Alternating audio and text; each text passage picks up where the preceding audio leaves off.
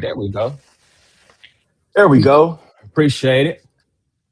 I don't know what's going on with Facebook Live. Facebook Live on my personal account has been acting like real shady lately, but that's neither here nor there. Yo, good morning, good afternoon, good evening. No matter where you may find yourself as you listen to this and you tuned in to the only sports podcast with brains and bars. It's a black and white thing featuring A1 and A Ward. I am one half of the dynamic duo. I'm A1. You can check out every episode of It's a Black and White Thing by going to the podcast app of your choice. Wherever you get the podcast, give us 5 stars, leave a comment. We talk to us, we talk back. You can also check us out live here on YouTube by searching for Brains and Bars. Subscribe, hit the like, hit the notification bell so you can be tuned in. Tell a friend to tell a friend it's them boys again.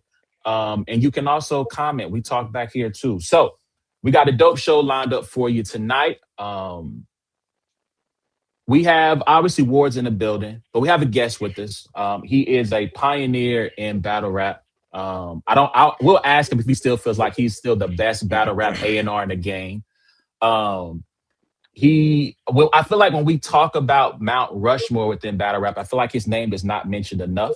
That's my personal opinion. Right now, he's the co-host of one of the dopest hip hop podcast round. Don't quote me podcast. He is, ladies and gentlemen, without further ado, he is Drect.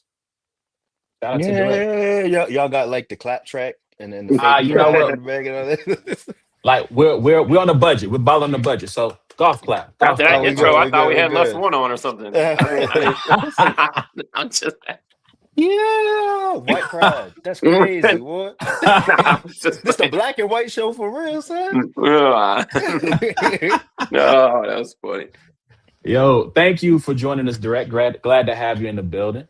No doubt. Appreciate the wonderful intro, my brother A1. Yes, sir. Yeah. Yes, sir.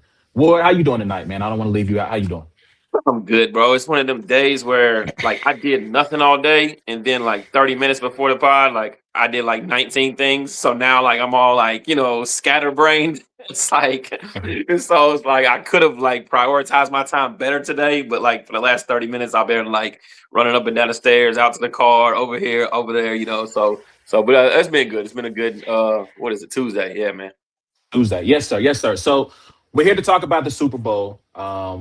We got Patriots versus Seahawks in the Super Bowl. Shout out to Drect. You're from Boston? Yeah. From Boston, Boston native in the building. So I happened to see on Twitter, he had a list of reasons why he thought that the Patriots were going to win the Super Bowl.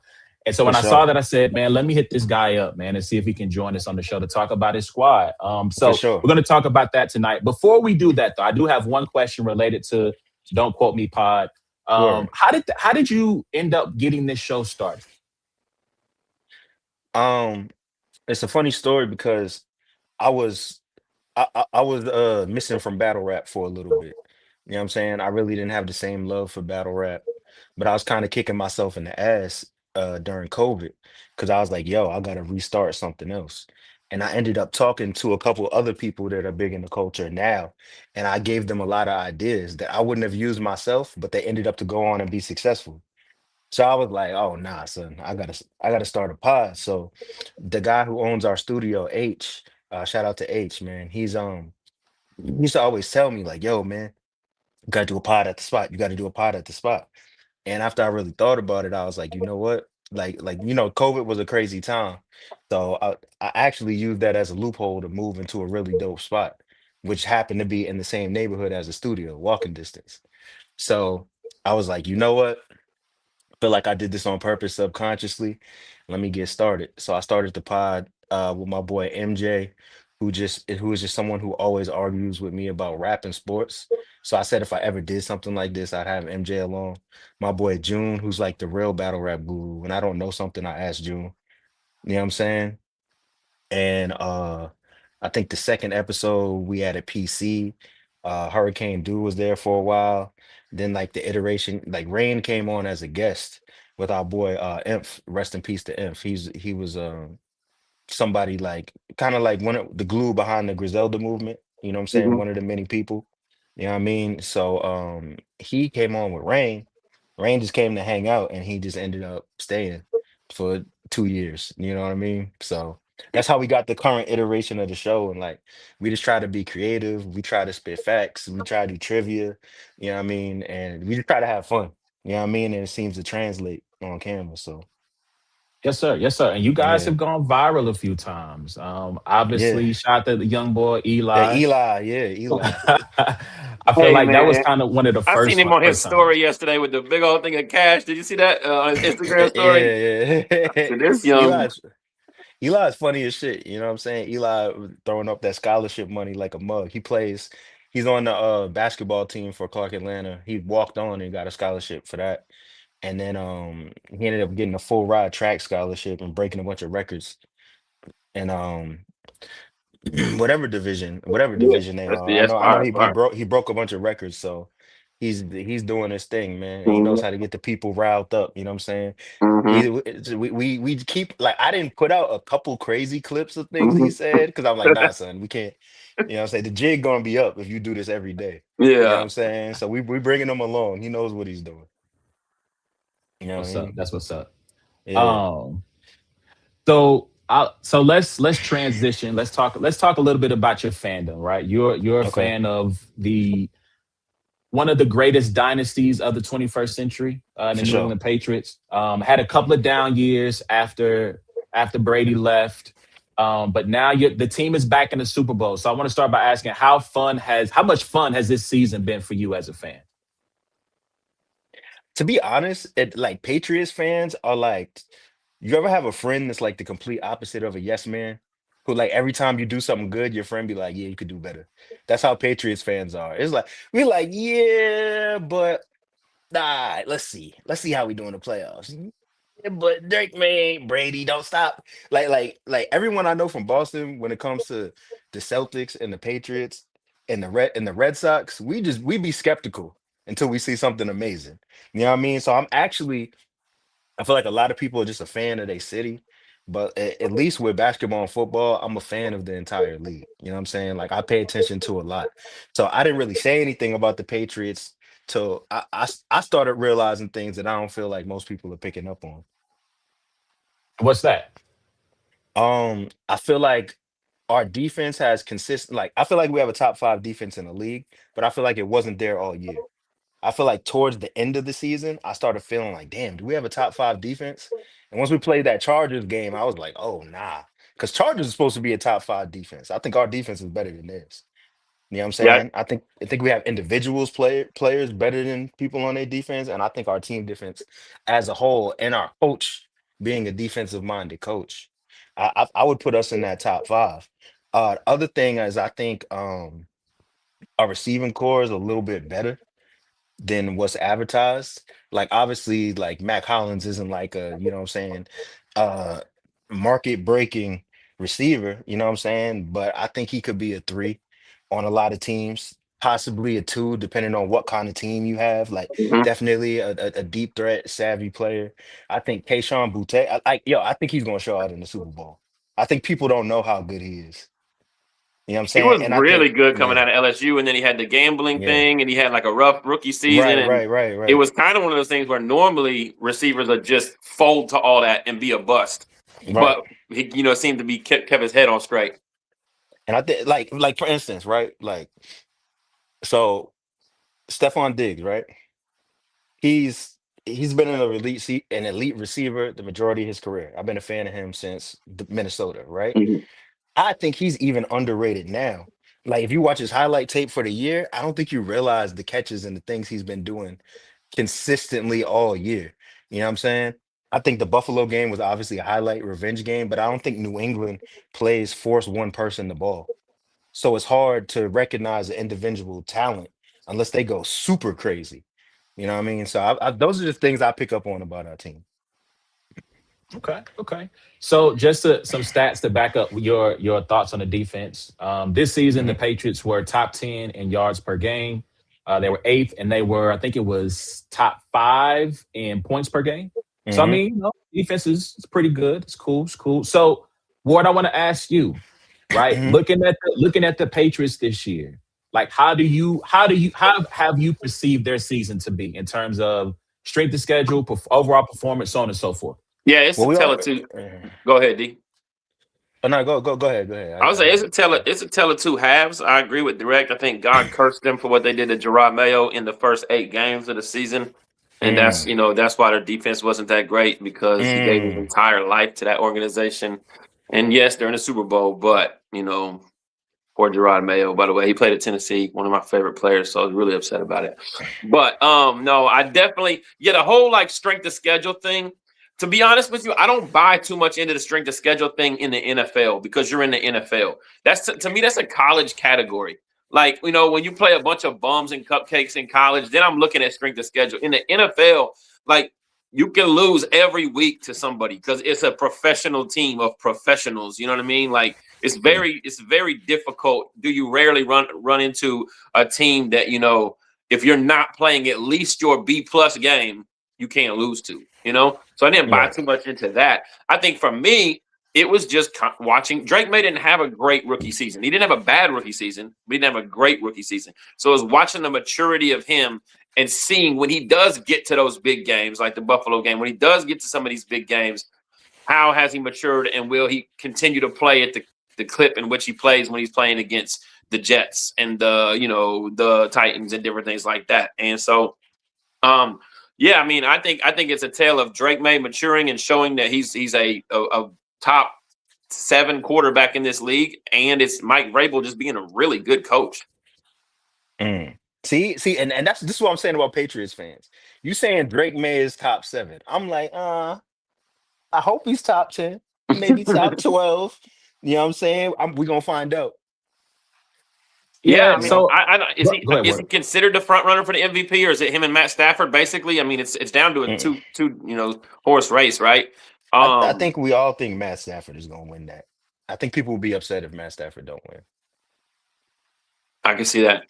Yeah, Yeah, it feels like a little bit of a career achievement award for him.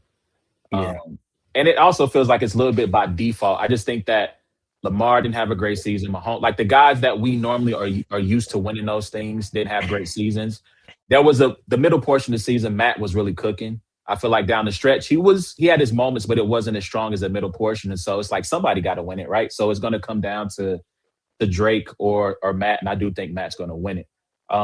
So here's my take on the Patriots season. And Ward, Hmm. I disagree with you, right? Like I feel like strength of schedule does matter. I think that it matters, especially it matters to a degree, right? Once you get in the playoffs, most of the time you face really good teams. I still have some concerns about the Patriots offensively because throughout this playoff run, I don't feel like they've been great. I feel like they've been good, but I also feel like that they played.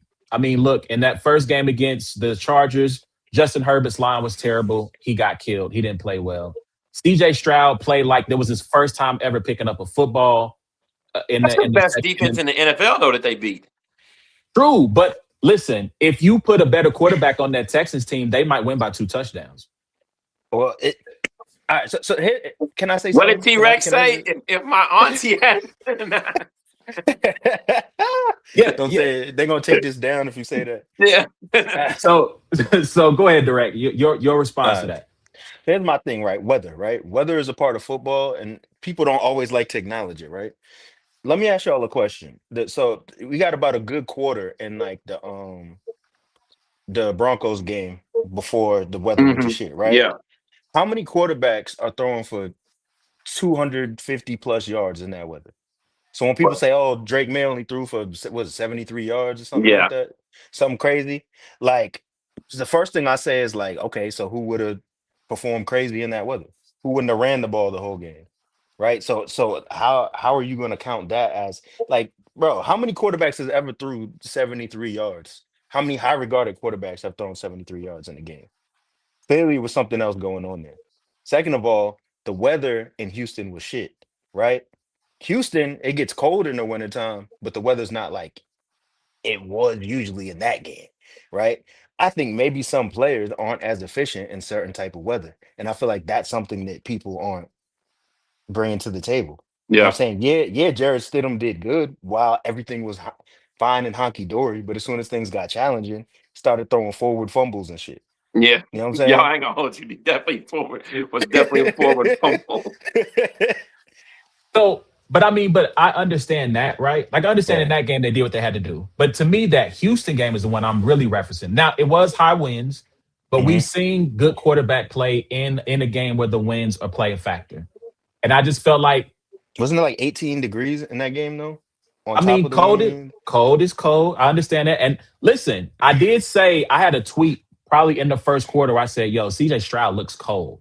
Like Houston looked cold. And that probably played a factor in it. But at the same time, if you go get a Mahomes, if you go get a Josh Allen, that outcome probably looks a little bit different. So, and I equated their run to the Bengals run in 21, right? Where the Bengals offensively, Joe Burrow did not look great in any of the games up until the Super Bowl. Super Bowl, he was excellent. In those games, he was just okay. He was getting sacked a bunch of times, and Drake May's taking a bunch of sacks in his playoff run. And the offenses that they faced outside of Kansas City in the first half of the AFC Championship game were not performing well. Tennessee turned the ball over like five or six. No, yeah, I think it was five, about four interceptions, five turnovers in that game against the Bengals. I forget who they played the week before that in the wild card round, but they just never played a great offensive team until they got to the Super Bowl. And then even then, they were still a play away, right? Like if Aaron Donald doesn't get in Joe Burrow's face, you have Jamar Chase wide open for a touchdown, right? Because he had juked Jalen Ramsey out of his jockstrap. Hmm. So I think I hope that it will be a good game. And we could talk a little bit in just a second about whether or not it will be a good game. I think it will be. So I have hope that Mike Vrabel is a good coach. Like Ward said, a hex on Patriots for what they did to Jerod Mayo because I don't think it was fair. Um, but I think it'll be a good game. But I just have my doubts. I just haven't seen a top to bottom great performance. And you're right to mention the elements. Um, so let's talk. So let's get off of the Patriots for just a second. Let's talk about the Seahawks. Do you all trust Sam Darnold? Has Sam Darnold finally done enough for you all to say I trust him that he can win this game? Hell no. Why um, not? If Sam Donald was a locked in top 10 quarterback, I'd be scared and I wouldn't be saying too much. I'm not mad at that. I'm not mad at that at all. I think I I know it's weird to say. I just trust the offense around Sam Darnold more than I did like even with Minnesota. I think Kenneth Walker with Barner, with Jackson Smith and Jigba, with like Cooper Cup and some of these guys. Like I just for some reason I trust the team around him more to not put him in a position where he's having to sling the ball and throw three picks. In a big game. Um, but yeah, I mean, I agree with Drect. I just like I know that the Seahawks are favored. Were they favored by 4.5, something like that, maybe?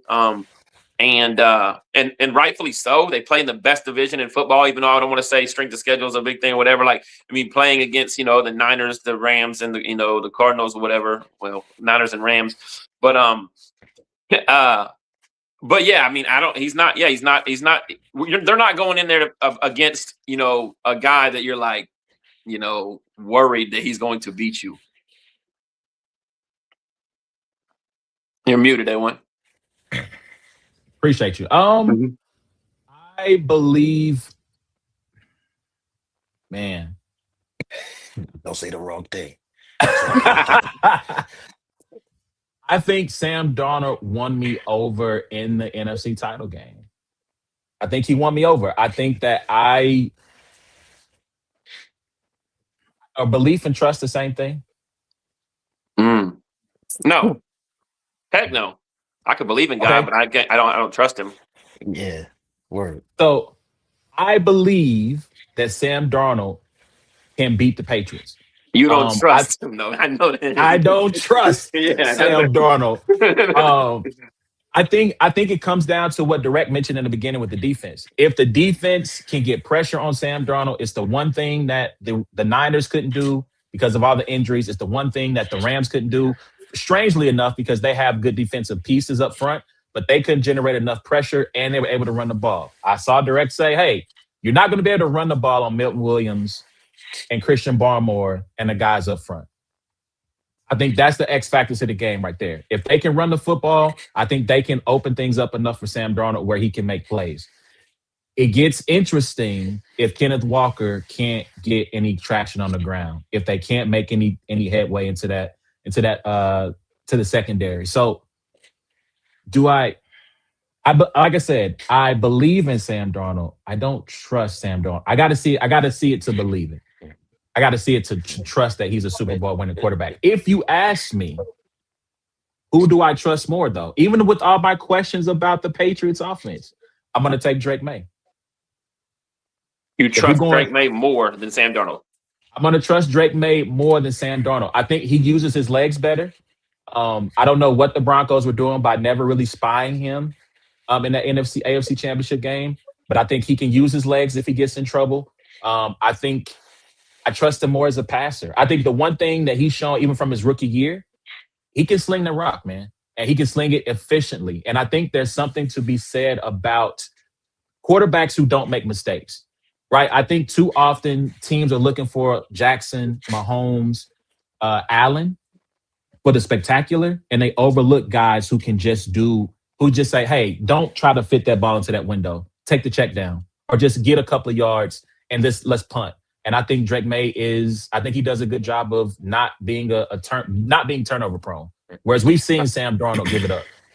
So let me ask you. I want to bring up a couple points, if I may, Okay. and I want to Yes, ask go y'all ahead. some things. So I think Drake May is a top 10 quarterback in the NFL once the ball is in the air, right? I think Okay. his biggest thing is pocket presence, and it's not that he doesn't feel that he's about to get sacked, is that he tries to make a play out of nothing. You know what I'm saying? And I think that leads to him holding the ball loose and everything.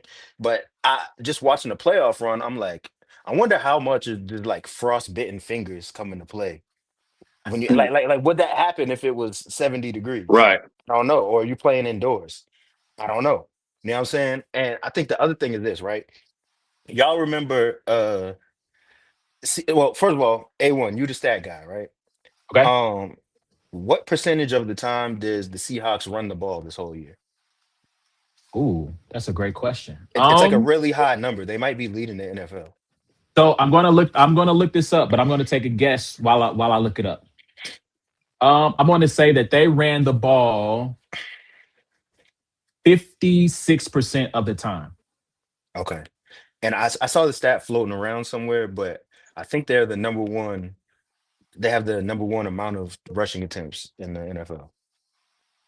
Yeah, I mean, I think losing Charbonnet is actually a big thing for the Seahawks. I was about to say, because if you think about it, with the amount of times that the Seahawks actually run the ball, do you remember what life was like in Seattle where Kenneth Walker was their all-around running back all the time? It was a lot different. Injured, Yeah. injured often too, right? I don't think he can handle 30 touches. I think he's more efficient with 12 to 16 touches. Hmm. You know what I'm saying? And I think, see, the reason why the Seahawks have been able to quote unquote protect Sam Darnold is because they rely so heavily on their run game. There's games where Sam Darnold got 18 passes. You know what I'm saying? So I think if you force Sam Darnold to throw in the mid to high 20s, that's when you're going to start seeing old Sam Darnold resurface. I think he's better, and I think he did correct some things, but I think they're also protecting him from being mistake prone, right? And I think honestly, with Seattle's secondary is amazing, right? But I believe that the Patriots, as long as Ramondre doesn't fumble, I think they have a very good, steady, consistent quarterback, and they have a running back that can break out for a 60-yard run at any point in the game, right? I think the Patriots can score 3 touchdowns in this game. You know what I'm saying? And if that happens, what happens if it gets to the fourth quarter and it's like Seahawks got to throw, and you see no runs, and you see Sam Darnold toss the ball 10 times in a row? What's that Hmm. going to look like? So to answer your question, I was wild wrong on their run pass ratio. They're actually 50-50. Oh, they are. They're 50-50 in run Wow. pass ratio throughout the season. They were the last game they threw a little bit more than they ran, but yeah, it's a 50-50 ratio. So balanced. So I mean, again, I think the thing with Sam Darnold is if you can get pressure, right? His famous quote is, "I'm seeing ghosts." If you can get pressure on him, then you can make life difficult for him. So, but he has Jackson Smith and Jigba top 5 wide receiver in the game right now. He's the best Currently. wide receiver in the game right Yeah, now. yeah, currently he's definitely. Okay, so why? So direct. Why is Christian Gonzalez going to limit? I'm not going to say shut down because I don't know if you can truly shut him down. Why is Christian Gonzalez going to limit the effectiveness of JSN? Well, I'm gonna be real with you. I don't think JSN is gonna be that limited. This is what I think. I think Christian Gonzalez does better against bigger receivers due to his stature and how he is. He's not. He's not gonna. But I do see. This is what I don't know. I don't know how Vrabel is gonna set up the defense. Right. I think we're gonna see offensive things and defensive things out of the Patriots that we haven't seen all year. You know what I'm saying? And I think so. For instance, like JSN, I think if we can limit it to like 80 and a touchdown, we can still win. You know what I'm Mm-hmm. saying? But if this mug is going for 140 and 2 touchdowns, you know what I'm saying? That's when life's going to get crazy. But I also think New England has a way more talented secondary than people believe. You know what I'm saying? And I think, and this is what I'm saying, like narratives, right? I didn't put up that post because I just think the Patriots are going to shock the world and destroy Seattle. You know what I'm saying? I put up that post because I'm like, the narrative is the Patriots should just be happy to be here. But there's things about their team that there's bruh, you can't be kind of, I don't care if you had the easiest schedule of all time. You can't be like kind of trash and get 9 road wins. Very That's true. fair. That That's doesn't fair. happen by accident. You know what I'm saying? And I think like the Super Bowl might be what NFL fans need to see how good the Patriots actually are, win or lose. Prime example, right? When we say, "Oh, well, how come Houston didn't play that well against them?" I haven't heard too many people say Patriots defense made adjustments that limited CJ Stroud. It's always something's wrong with CJ Stroud. I think Pittsburgh set up the blueprint for how to make CJ Stroud look whack, and I feel like the Patriots did the knowledge and super fucked them up. Mm-hmm. You know what I mean? That's what I think happened. I mean, how many times have we seen a ass team get a couple wins in a row because they're playing people who don't know how to make adjustments? You know what I'm saying? I think we have all the tools available to us. We have the right coach, we have the right defense, and the right offensive coordinator to make something improbable happen. And Man, how many top 5 defenses did Seattle play all year? I know. Do y'all know? There was I'm going to none, say right? 0. 2. 2. They played Minnesota and maybe the Chargers. Didn't know Chargers were top 5. Okay. All right. All right. Yeah, the Chargers they had them ranked as number 5 during the regular season. Okay. What Okay. about? Do you think it plays a part that I mean? And I don't know the Seahawks full coaching staff, but I mean, Josh McDaniels has been there. Mike Vrabel has played there. Has been, you know what I mean? Like there are guys on the sidelines for the Patriots that these moments are not too big for.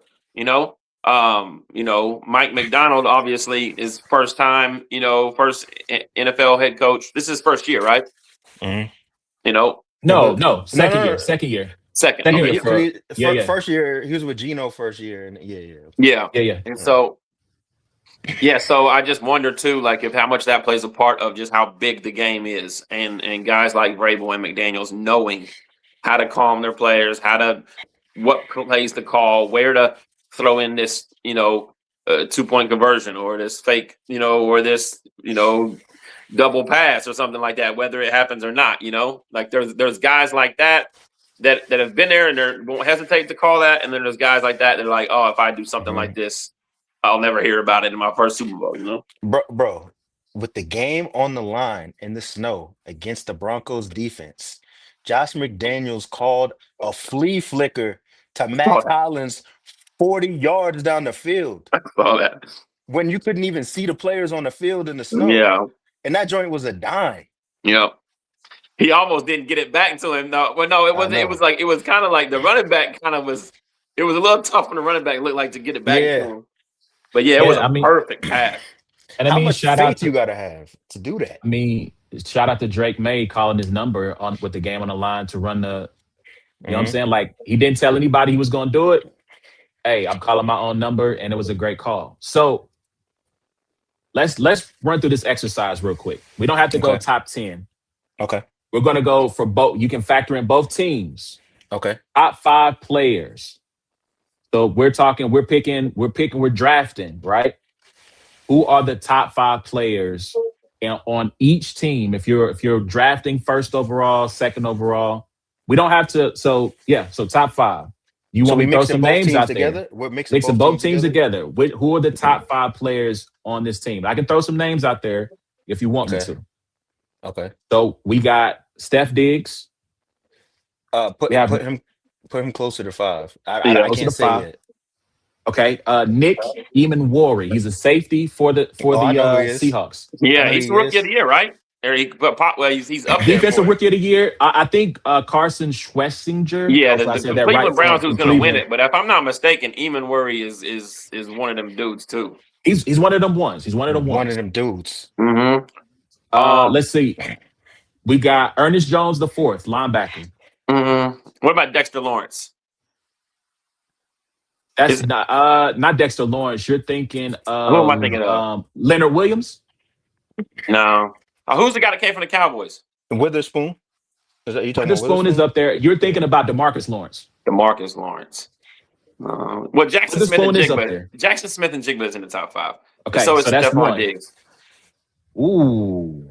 I might have JSN at 1, to be honest. JSN, quarterback? We're gonna take Drake May. I think we'll take Drake May. Yeah. Mm-hmm. So that's 2. Okay. Leonard Williams, defensive lineman for Seattle. I wouldn't put him in the top 5. I put there's 2 players in their secondary I would put above. Yeah. Leonard What Williams. about Christian Gonzalez? Is he the I think so. Yeah. I think he's 3. So we got 3 of our 5 right there. Mm-hmm. So do we want to take Devin Witherspoon or do we want to take Eamon-Worry? Eamon-Worry. Yeah. That's 4. So we got one more spot left. Gonzalez. No, we already got him. So we had but you forgot Drake May. We got JSN, Drake May, Gonzalez, Eamon-Worry, and Diggs. We had Diggs at 5. What about Milton Williams? Yeah, Milton Williams. I put Milton Williams over Diggs. Yeah. It's not that I don't. Diggs could play like he could be the best player on the field come Super Bowl, but I just don't think like what he does is as crucial to the Patriots winning as what Milton Williams does. That makes sense. Okay, so our top 5 here. We're going Jackson Smith and Jigba at 1, Drake May 2. Yeah. And Drake May 2, Eamon-Worry at 3, Christian Gonzalez at 4, Milton Williams at 5. Now there could be a world where Christian Gonzalez is better than Eamon-Worry, but I can't definitively. I don't know how to definitively say that at this point. Yeah. You know what I'm saying? So kind of one of the last questions before we get into the predictions. Who's the X factor for both teams? That someone that we might have mentioned in passing up to this point that we think could end up being come Monday, we're going, man, they don't win if not for the exploits of this player. Oh, I know who it is off top. It's Booty. Nah, not even. I think he's gonna do work, but what are we talking about? There's one position that the Seahawks do bad against, even though they have a great secondary. Hunter Henry. Exactly. I think Hunter Henry is gonna have one of them games, boy. Interesting. And I think he's. Like, go ahead. It's my fault. I think he's an underrated tight end, just because, like I said, the Patriots don't force the ball to anybody. You know what I'm saying? It's just if you're open, you're gonna get the ball. That's the end of it. You know what I'm saying? Okay. But Hunter Henry is my pick. Ward, who you got as the X factor for the game? Yeah, I mean, I think it's Kenneth Walker. I think the game goes as what he ends up being able to do. You know, whether you want to say it's the offensive line versus the Patriots defensive line or not, but I think that if Kenneth Walker gets upwards to 80, 90, 100 yards and a touchdown, you know, something like that, I think that it just opens up. I mean, bro, Jackson Smith and Jigba is so good. And if they have to worry about the run, he's so good, and Cooper Kupp is going to get you a couple key first downs on some kind of, you know, something. And so I think it really goes as Kenneth Walker goes. I think gonna. Cooper Cup is still is being a little underrated Mm-hmm. because I think he can. I mean, not to bring it back to Patriots, but I think he could be Wes Welker, Edelman in a game like this if you really need something. But I don't think it doesn't seem like the offense worries about getting him the ball too much. Yeah, it doesn't. Yeah, I That's because forget he's he's on the washed. team. I forget he's That's on because the he's washed. yeah. Yeah. You think That's he's why they don't. washed? Yeah, oh yeah, he's done. He's done. I think he can. Respectfully, I think he can run them little short routes and get 70 yards. 70? I nah, No. I I think think nah, no, no, he, not in this game. I just mean in general. yeah, he Like can get nah. 30. I think he get Yeah, 30, but yeah, yeah. yeah. it's over. Like It's over. he is Jason Witten of the wide receiver world at this Hey, point. Like bro. he's gonna get you 7 catches for 35 yards. Like that's just what he is right now. He just I'm doesn't. disrespecting Jason Damn, Witten. my man can't even be Chris Hogan. Nah, he can't be Chris Hogan. No, Damn. All right. nah. Like he's done. He's done. Respectfully, Who's the like second receiver on the Seahawks? It's the I mean, dude I who would. got injured and he's coming back. I forget his Tory something. Oh, is Tory he coming Holden. back? I heard he's coming Uh, back for the Super Bowl.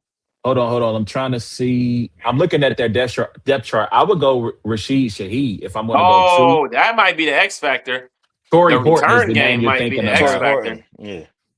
The return Yeah, game might be the X factor. it Bro. might. I mean, he's really good. He's really good. Yeah, A1, Mr. Statistic, Yo, man. Marcus Jones. That's his name too. What's the other? Yes, I was. Thank you. Thank you. Yeah, Marcus this, Jones. Yeah. Marcus he's I Jones mean, nice. is a top 5 kick returner in the league. And he starts he's on fire. defense too, right? Or is he a nickel? What is he? He might be a Um, nickel. I I have think to he look might. it Yeah. up, but yeah. hold on. I'm gonna find out for y'all real quick. Give me 1 second. Defensively, he is your nickelback. He's nickelback. Mhm. So yeah, special teams that cancels each other out. I think the X factor to me is something that Direct mentioned before. I think it's Ramondre Stevenson. I think that obviously there's been a lot. The fan base in particular, or if you are a fantasy football fan, have been really down on Ramondre Stevenson for the fumbling issues that he's had over the last couple of years. This isn't a new occurrence for him. I think he got benched, then he got injured. I believe is how that went. Mhm. And then you had not Stevenson, excuse me. Oh, I can see his name. Who's the Travion backup? Henderson. Travion Thank you. Henderson. Yeah, Travion Henderson, Henderson come in. He had a couple of good games, but once credit to Mike Vrabel for never giving up on Ramondre Stevenson, because I think others would have Mhm. given his track record, but he has been a really solid back. He was key in that Denver Bronco game and getting tough yards, grinding out first downs, keeping that clock running. I think that's the X factor. I think you can run the ball on Seattle. And I think that is going to be, he's going to be the player when we talk about, man, that guy possibly could have been the MVP if the Patriots win. I think we're going to be talking about Ramondre Stevenson as being like up there for MVP. Yeah. So let's get into predictions. Mhm. As Ward mentioned, this is for entertainment purposes only. Please gamble responsibly. 1-800-BETS off if you have a gambling addiction. Here we go. Sports books have the Seahawks as a 4.5-point favorite. So since Direct is the Patriots fan, before I ask you who's going to win outright, I'm going to ask you this. Do the Patriots cover that 4.5? Yeah. Ward, what do you think? Do they cover 4.5? Yeah, I think so. I'm going to say no. They don't cover 4.5. You just want to be different, bro. And you got on Celtics green. Come on, son. Not trying to be different. So this leads us into the predictions. Okay. Again, we'll start. You guys are viewing this from left to right. So starting on this right-hand side, Direct, who do you got in this Super Bowl matchup? Patriots. Give me 24-20. All right, Ward, you got? I got Seahawks 31-28. So No, Patriots 31-27. My bad, 31-27. Yeah, they covered 4.5. But yeah, cover the 4.5. 31-27. I want to believe. So honestly, let You me about to pick start some here. blowout score, ain't you? I'm not disrespectful that way. Now I'm gonna be honest. In that When the way. matchups were first set, I did. So the title of this, I still put the Patriots stand a chance. but I thought they were going to get mollywopped once the matchups were set. I made that Bengals comparison because that is to me what that run reminds me of. What that run reminds me of. But I also thought about in the Super Bowl, the Bengals were really good in the Super Bowl, right? The elements won't be well. It is outside, but we'll see. I haven't checked to see what the weather's like in Santa Clara. Hopefully, the substation doesn't come into a play because they've been up there all week. Anyway, don't get me started on that.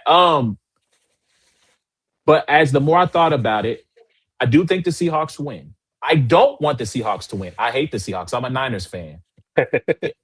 Like I would love nothing more than for the Patriots to win 55-0. That would make me happy. That would make for a great Super Bowl Sunday for me. Me too.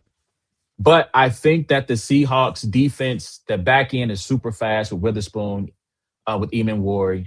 I think DeMarcus Lawrence, their interior, I can see his name, but I can't think of his number. Think of his name. But I think their defensive line is going to get after Drake May. I think the sacks are going to pile up again. And I think that there's going to be just enough plays made by Sam Darnold that they win this game. And I think they're going to win 27-20. So I think that's why I said I don't think that the Patriots cover. 27-20.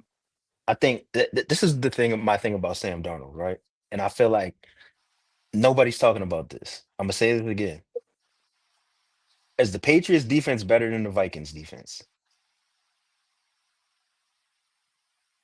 I think so. A1 don't want to hear that. I think it's close. Flores is a great coach, though. Brian Flores is a great coach, though. He is. Okay, so I think it's close, but continue. Is the Patriots defense better than the Chargers defense? I think so. Okay. Sam Darnold threw how many picks against the Rams in I think the first game? They won. But he threw 3 picks, right? He threw 4. He threw 4. I think he threw a total of 6 in their 2 regular season matchups. I think he threw 4 the first game and then 2 the second game. Who has one of the most ass secondaries in the NFL? The Rams. Okay. So, of course, there's going to be a little slanted because they have familiarity with each other, right? They played each other multiple times. The coaches probably know all type of stuff that everyone else doesn't know, right? I don't trust. Now, let's say Sam Darnold was playing the Bengals in the Super Bowl, then I'd be like, I don't know. Bro, he's playing a top 5 defense in the Super Bowl, and we expect him to do what he did against the Rams? How? And listen, New England is notorious for making people like Sam Darnold look crazy. So here's the thing, though. Counterpoint. How many top receivers did the Patriots face in the playoffs? I'm not gonna go regular season because I don't know their entire regular season off the top of my head. But just in the playoffs, how many top receivers did they face? Nobody really. No Nico. There's an argument that the Chargers have one of the best receiving cores in the NFL. Are we giving them that? Ladd McConkey was so trash the last 8 weeks, but nah. Was that Ladd McConkey's fault? The last 8 weeks? I would say this much: the Broncos got a pretty good receiving. I think I would take Sutton, Franklin, and the other dude over the Chargers. Mims, but again, they didn't have their starting quarterback, right? Didn't have their starting quarterback. That wasn't the question they won. But I'm just saying, come on, in context, though, like when you look at it, how many they haven't faced a guy like JSN. I think this is one of the best offensive lines they would have faced in the playoffs. Chargers line was beat up. The Texans line is it's mid. And again, the Broncos game you almost have to throw out because the elements, they do have a good offensive line, but they weren't facing a starting quarterback. So that game almost becomes null and void because we don't know how that game turns out and look, it's not to say that I'm not saying the Broncos win that game if they have Knicks, right? I'm not saying it at all. I'm just saying it's hard to talk about that game and to gain any true insight against who they face, just because the defense was good. So that's what I'm saying. I don't know. They haven't faced. So no, we haven't faced anyone as good as JSN all year. I don't think. Y'all can correct me if I'm wrong. I'm gonna look this up real quick and look You at know their what I mean? schedule. I don't think so, man. I don't think they face a receiver that good. But Let's I see. do think that I think Sam Darnold is 100% going to throw a pick in this game. You know what I'm saying? I think the Patriots are 100% gonna score at least 3 touchdowns in this game. You know what I'm Okay. saying? And I think that see, y'all have less faith in Cooper Cup than I do. You know what I'm saying? I was thinking, okay, well, if the Patriots put a lot of extra attention on JSN and they actually do end up limiting him, I don't want to leave space for someone else to come through. But y'all are saying no one else can come through. So if we just sell on JSN, I wonder what that looks like. Yeah. I mean, it's like you said, Rashid Saheed and the tight end is not bad. He's not a game changer, but Barner is not bad. Bobo is all right. Bobo, Yeah, I'm Bobo's cool. anytime touchdown Bobo. I might go anytime touchdown Bobo. I think getting Torrey Horton back would be huge for them, though. I do think I do too. I do too. even if he's not playing, even if he gets just like 20 snaps, like those could be 20 potentially impactful snaps because he was starting to make some headway before he got hurt. Yeah. But yeah, man, I think that's why I had it a blowout initially, and I changed my mind once I sat and thought about it. I do think it'll be a close game. I think it'll be a competitive game. I just unfortunately think that Seahawks are going to ultimately win the game. Yo, bro, you said you have the Patriots scoring 28 points. 20, Yeah. 27, 20. That was more. That was I more. had Yeah, 27. Okay, I had okay. 20. I have Patriots at 27, but I haven't Bro, given up. if the Patriots score more than 14 points, they're winning. Dang, that's a good one. Clip that one. Now, if the Patriots end up scoring like 10 or something like that, Yeah. so it's over. I don't think they can hold the Seahawks to 7 points. You know what I'm saying? I But think you're but underselling. I think you're underselling that offense. I think Clint Kubiak, Clay is his brother. I think Clint Kubiak, who's going to be the coach of the Raiders once this is over with, I think he can scheme up an offense. And I think that he comes from that McVay, Shanahan tree, and your linebackers better be ready. Because the one thing that those offenses do is they look to put those linebackers under duress, having them make a lot of decisions through motions, through shifts. And so I think that your linebackers got to be ready to pack a lunch and be ready for a long day. Not to say see, that they are vulnerable or that they suck, but but I think this is going to be a close game, right? So I think in close games, you have to make a play. And I think Sam Darnold having to make a play against the Rams and having to make a play against any other defense that's formidable is two different things. I feel like they protect Sam Darnold from looking stupid. Now he's more capable than he has been in the past. You know what I'm saying? But I don't think how many downfield throws do you think Sam Darnold is going to make in this game? I'd say under 3. I'll take the over on that. If we're going, what's downfield? 25 yards or more? Okay, I'll take the under on 25. I think if you say 20, I think if you make that number 20, I'll take the over. Mhm. I think he's going to test them. I'm I think he's in going the to air, test them. not a 20-yard game. Yeah, 20, Okay. throwing the ball 20 yards down the field. I think he's going to listen. If he throws more than one interception, this game's over. I mean, you can't say that. He threw 4. Yeah, And but not granted, against the Rams, though. they lost. Now, granted, the Rams won that game. The Rams won the first match. The Seahawks won the rematch where he brought them back from 9 down in the fourth quarter, right? He threw 4 interceptions. That defense is going to keep him in any game, whether it's a shootout, whether it is a low-scoring game. That defense is going to make sure that he has a chance. Now, whether he capitalizes is a different question. But that defense is going to make sure he has a shot. Yeah, he had a chance. I mean, CJ Stroud had a chance. You know what I'm saying? Jarrett Stidham had a chance. We're not talking about Jared. Let me say this too as a final point. I don't know. Someone can get this into the hands of Mike Vrabel and Mike McDonald. If you're down at the 10-yard line and it's 4th and goal or 4th and whatever, and you have a choice to kick or go for it, take the points. Do not be stupid.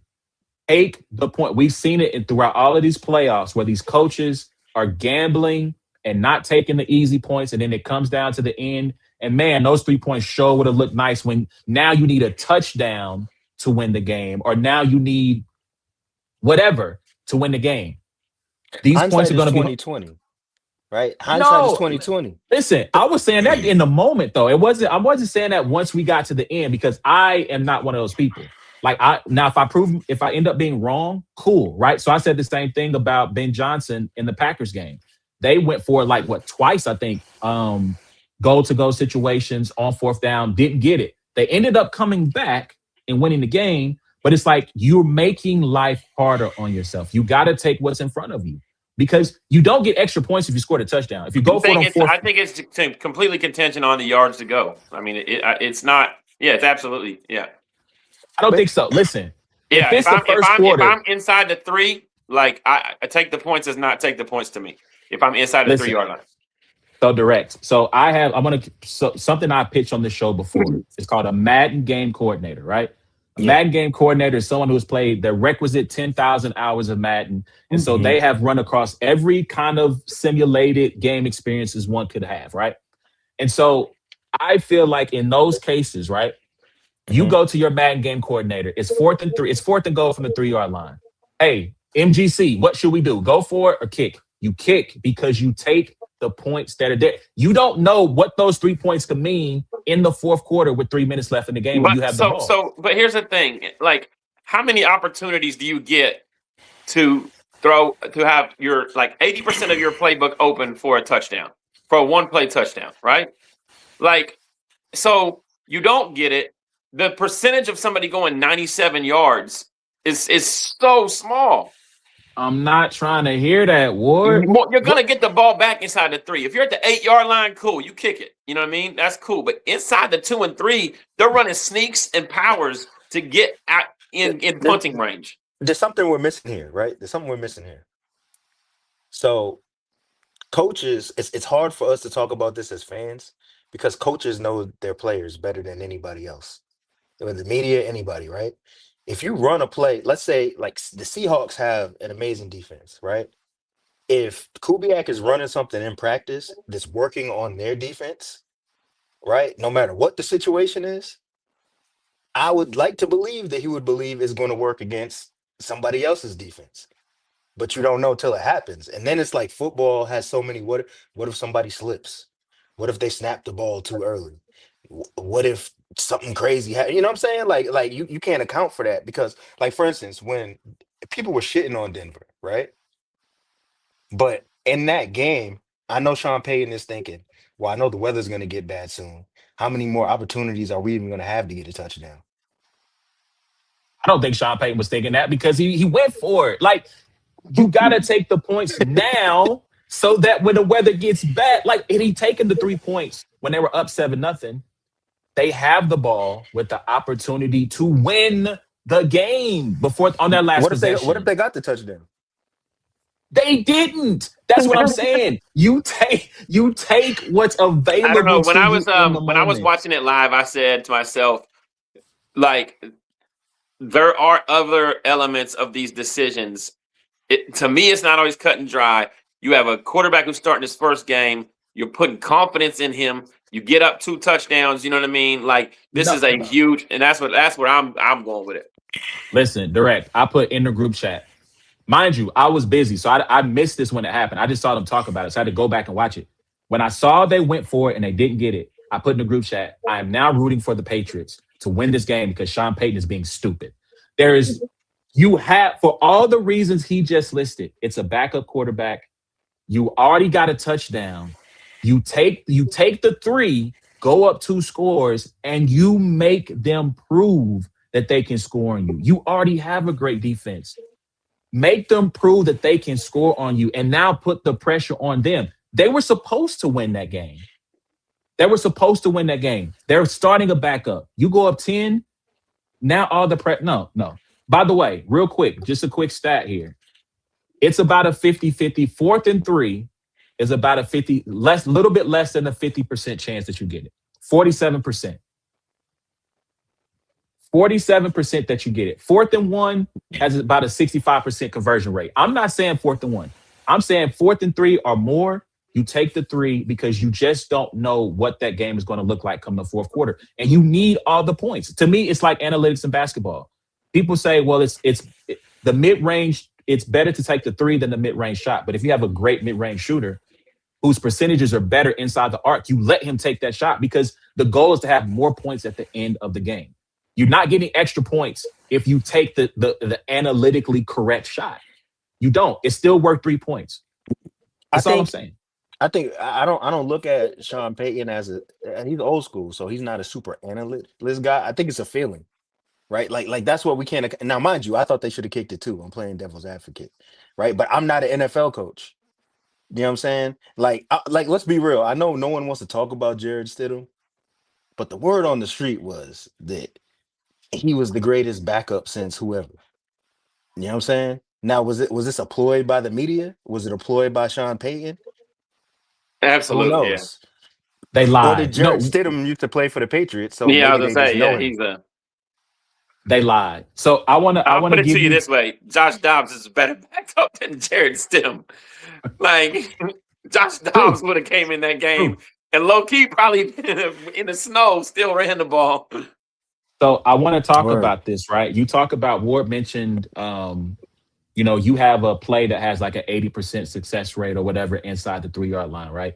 There was a play in the Super Bowl that I'm pretty sure a team had run all the time in practice. They had probably run it in games, and they thought we're going to call this play because they'll never see it coming, and we're going to be successful, and we're going to win this game, right? Right.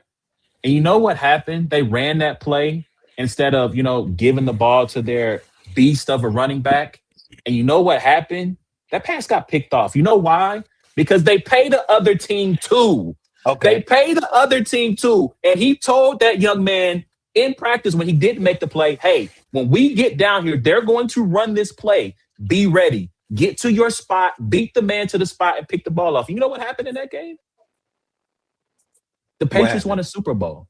The Patriots won a Super Bowl because the other team gets paid. No. Now, granted, that was they had to have the touchdown, right? They couldn't kick the field goal. But all I'm saying is that it doesn't matter if your defense, if your team is successful against this beastly of a defense. These other guys are practicing and preparing for that same play that you think is an absolute tutty. That's all I'm saying. Well, here's the thing.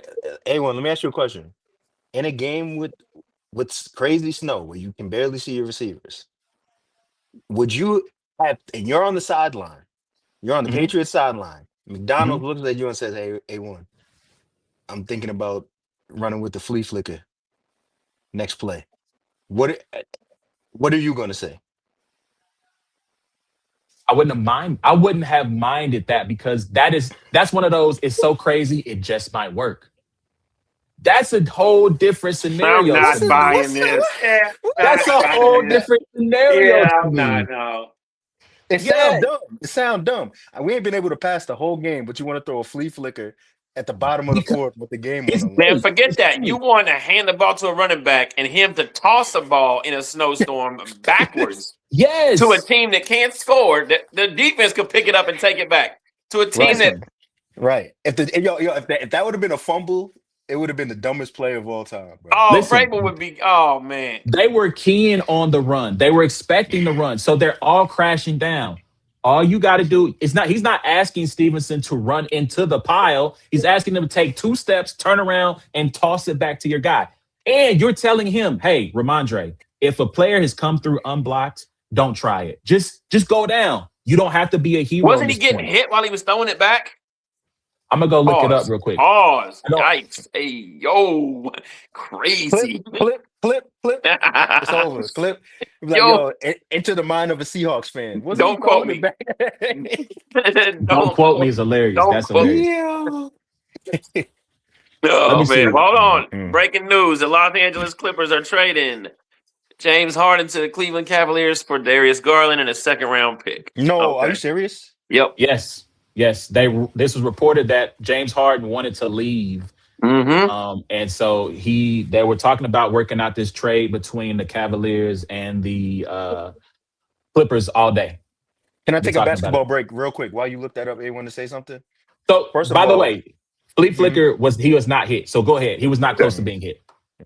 So, first of all, I hate James Harden, as a basketball player more than Almost any other basketball player I've hated. I feel like he's good in the regular season. He had no heart in the playoffs. I haven't I can bet on him to lose a playoff series against a good team almost every time, and I'll be a millionaire. You know what I'm saying? That's one. Two, what is up with people trying to hurt younger players to accommodate James Harden? Like, let's be real. Darius Garland was hurt last year in the playoffs, right? So why Yes, would you he bank did that suffer James injury. Harden would have a better playoff series than Darius Garland? So here's the thing with the Cavs, right? From the Cavs perspective, the Cavs obviously they're not having the season they had last year when they were the number one seed in the East.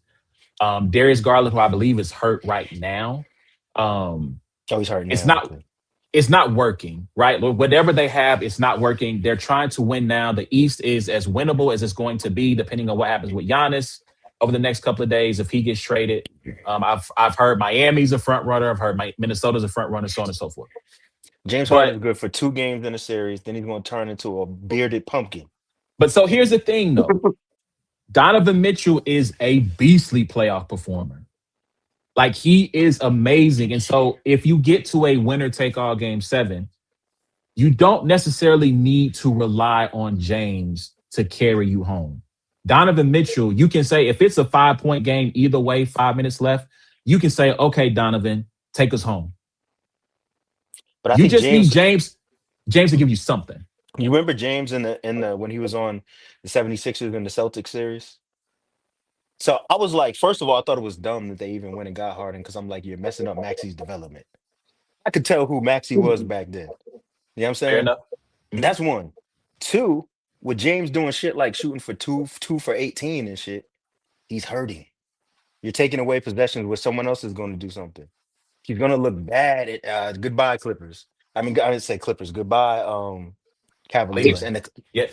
So yeah, here's the thing. When I heard this, I had to look this up because first of all, shout out to this week in the NBA. Hopefully, I will finally be back from my hiatus and have something up next Monday. But okay. I did a segment on the Clippers about I think this is the last one I dropped, right? And this is when they were in the midst of like winning like 6, 7 straight. Here are the Clippers were 6-21 at a certain point. Since that point, they've been 17-5. They're 12-4 since the new year. They're 7-3 in their last 10.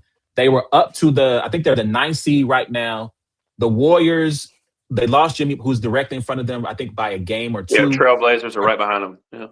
They're at 8, so they could potentially get up to the 8. There's a big gap between them and the Lakers, who are the 6th seed. I think it's like 6 games, but still, at the pace that they were playing, they could have easily, with as constructed, gotten themselves to the 6th seed and gotten themselves out of the play-in. They were playing phenomenal basketball, and so to hear that he wanted to leave, to me, it's just like it's baffling. Like he's a quitter. And I don't want to I don't want to be that harsh, but I don't know how else to say it. Bro, He he's quit on showing that Houston. he's a sucker. He's shown this his whole career as a basketball player. He Yeah, might be a yeah. nice man in real life. I don't know. He quit on Houston. He quit on Brooklyn. He quit on Philly. He quit on LA. Wait till he finds out them strip clubs in Cleveland are trash. Yo, Allegedly. bro, like, why would you want James Harden? Like if you're a GM, right? For his price, you know he's going to turn into a pumpkin in the playoffs, and you know his leadership is trash. Why do you want him on your team? Why do guys continue to date Drea? Because he's Wait. stupid. Because they think, well, surely I'm it's gonna be different with me. Them other guys were suckers. Them other guys with Brittany Renner, like they're the problem, Brittany. I can fix you. Yo, I have what you need. unpopular opinion. James Harden is directly to blame for a lot of Doc Rivers' failures, and Doc Rivers takes all the heat. Nah, we're not doing that. Doc Rivers is the blame for Doc Rivers. Nah. No, Yo, you guys might have to take it home together. I got 4% on my phone. That's what I was basically saying. Actually, this is a good place to stop, man. Direct, we appreciate you pulling up, For hanging sure. out with us, talking football. Where can the people follow you on our way out? Just direct, man. DRECT everywhere. Don't quote me is at DQM Pod. And if you forget all that, just type "don't quote me" and we'll pop up. And yo, can I? What's up with the I need a good group chat during the Super Bowl. What's up, man? Oh yeah, we got Can y'all you. let me in for 48 hours? Yeah, What's yeah, up? we got you. We got you. Okay, okay. We Bet, got you. Yeah. We got you. Oh All right. man. Go. You got something to say, Ward? Yeah, Before go we close watch it the out? Smack Volume trailer that just dropped on the URL app. Might Is pop it up the on there. full, the full, the full? I don't know. It just said promo trailer just dropped. So if not, I just gave it away. But I don't care. Gosh, You all may or may 100,000 of not. y'all fans gonna go crazy.